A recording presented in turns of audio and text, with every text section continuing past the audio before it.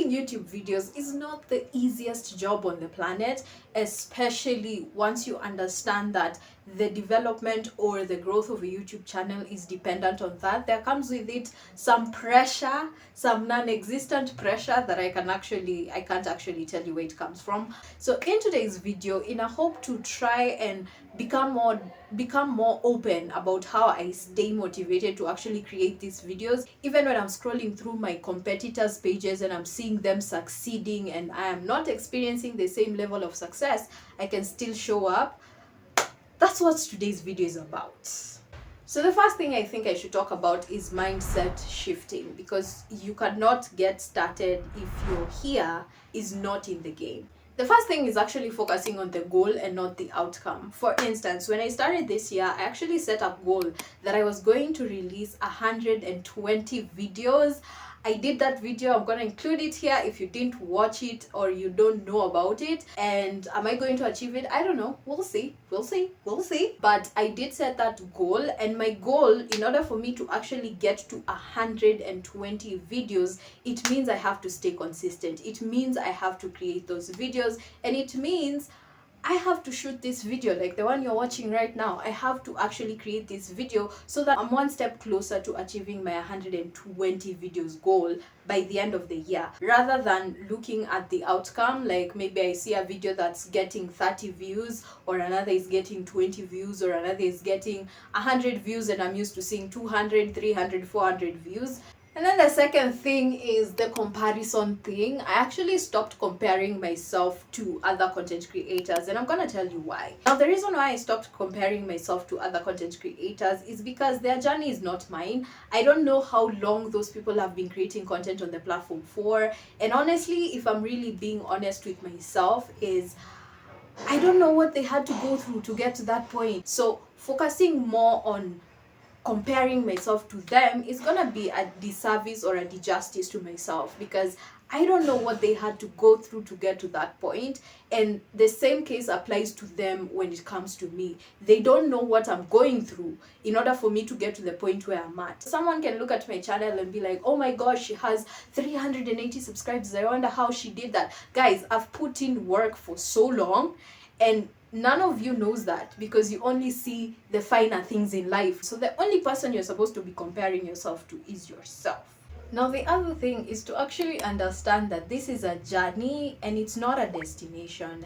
There is no one day you're gonna sit down and you're gonna see yourself as a content creator and you figure that this is a destiny. It's not, because every other day and every other piece of content you create that maybe makes it to the algorithm or doesn't make it to the algorithm is a learning journey. Because if something doesn't do well, then it's gonna prompt your brain to figure out why it didn't go well and what you can do to make sure that the other one does go well. Because with every journey, there is a step you have to take, and that step in content creation, especially on YouTube, is creating your next YouTube video.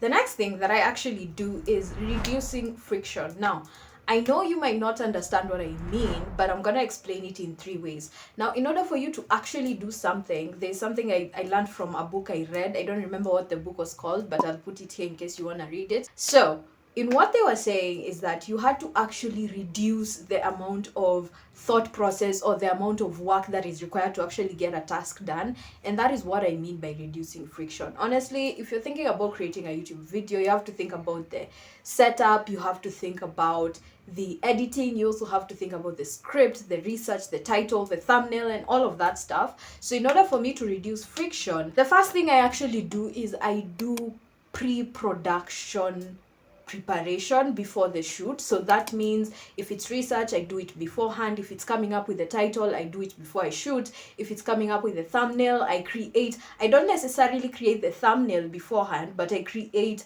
an idea board of the thumbnails that I can test. And then the other thing is actually writing out the script before I film. Now, you guys have already shown you how I do my content idea research. And if you haven't checked that video yet, I'm going to include it here for you to go and check it it out, but that's what I usually do for pre-production. Now, the second thing I do is I love Notion for this, and I have a second brain on my Notion. So the things that I have to do, for instance, my routine for shooting, the routine that I usually have when I do my day-to-day activities, my finances, my literally everything. Notion is like my second brain. I don't have a personal assistant, but Notion is my personal assistant because everything else that I need to do is actually there. I'm even building a template where I have all my documents that are going to be partnership or client related, or any person I'm gonna work with in my business. I'm gonna have a place on my Notion where I store all that information.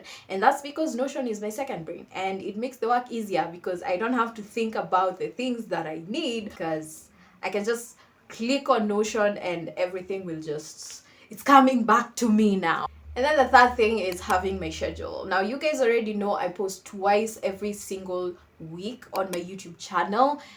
Long form videos. I never miss long form video uploads, and that's because long form is pretty important to me. For short form, I really haven't gotten the vibe of short form on YouTube, and so I want to attempt trying long form a lot more. That means I will be doing live streams soon, and this schedule, it's inclined in my brain because I've been doing it for over a year now, and it's inclined in my brain that these 2 specific days there's a video that must go live on my YouTube channel. And so having that schedule and doing it regularly has reduced friction to a point whereby it has become my lifestyle. Now, I know this might not make sense to you, but it's gonna make sense to me, and that is you guys. My community on YouTube has been the part that is really pushing me towards staying consistent, because guys, if I'm really being honest, it has been a while since I've seen my YouTube channel growing. And when I look at my channel and I see, let's use for instance in February I was just at 320 subscribers. Now I think I'm at 370 plus subscribers, and looking at that community growth, I get to a point where I'm like, this is really happening, you know, and it motivates me. So one, you guys are the absolute best. I wouldn't be here if it wasn't for you. I wouldn't be consistent if honestly it wasn't for you liking my video, giving me such sweet comments that I get to reply to in my videos, and you liking, watching, you know, motivating me to do it, even participating in the polls that I usually have on my community tab. And my YouTube community, oh my god, you guys are the best. You are the best. Your presence here, just your presence, means the world to me, and that is why I stay consistent, because you guys, I feel like I owe you a whole lot, because building this community has been a long time coming, and you guys have seen me through and through. You know, you've seen everything that has been with me the entire time I've been on YouTube, and you're still here. So yes, thank you guys for still being here. And then the second thing is my YouTube goals. I told you in another video that I want to get to 10,000 subscribers by the end of the year. Is it possible? I don't know. Can I actually work towards achieving it? Yes, because if I continue posting videos, then the YouTube algorithm is going to understand my kind of audience, and my audience will be promoted more of my content, and my content will reach the right audience, and the right audience will decide to subscribe to my channel, and I can grow finally. But my YouTube goal is something that has really pushed me towards staying consistent, because every single time I release a video, it brings me a step closer to my YouTube goal. And then the third thing, I think I've already mentioned this, is the positive comments I actually get on my videos. So most of the people who actually comment on my videos have been my subscribers back then, when I had only 50 people who had subscribed to my channel, and they've been watching me for a very long time. I love that you guys give me comments of encouragement. I love that you guys give me comments of suggestions of things that you expect from me, things that you want me to try out for you, and I love that you guys are so open about what you want me to do for you. And now I feel like your comments push me to create more videos, because sometimes I run out of ideas, and when I go through my YouTube comments, I see someone who had suggested that they want a video of how I do my edits, and I'm like, I found a video idea. I think one of the most important things that keeps me rooted in everything I'm doing with content creation on YouTube, on LinkedIn, and all my other social media presence profiles, I think is my reason why, because I got so clear, so vivid on my reason why I started content creation, and that's because I wanted to build a thought community. I want to build a community where people don't just sway you, people don't just come and they tell you that this is the way and you actually follow that way. I want to build that community where people actually think before they act, they analyze a situation before they act,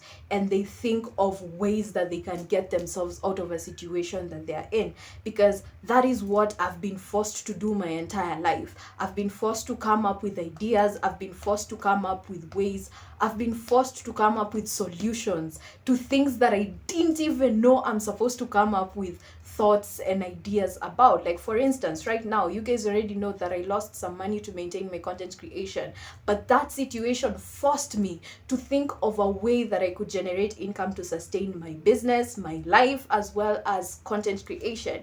And I've just been in so many situations where I have to think of a way. I have to get myself. I literally have to save myself every single time I put myself in a situation that I need help. So maybe yes, you don't need motivation to get started, but you don't need motivation to continue. I think I've gotten to a point whereby I'm disciplined to a point that I don't have to think about the things that I have to do. I just do them, because it got to a point whereby I have to rely on myself, and I have to rely on my thoughts and ideas and implementing them, because no one is going to save me. No one is going to come and save my brand. No one is coming to save my business.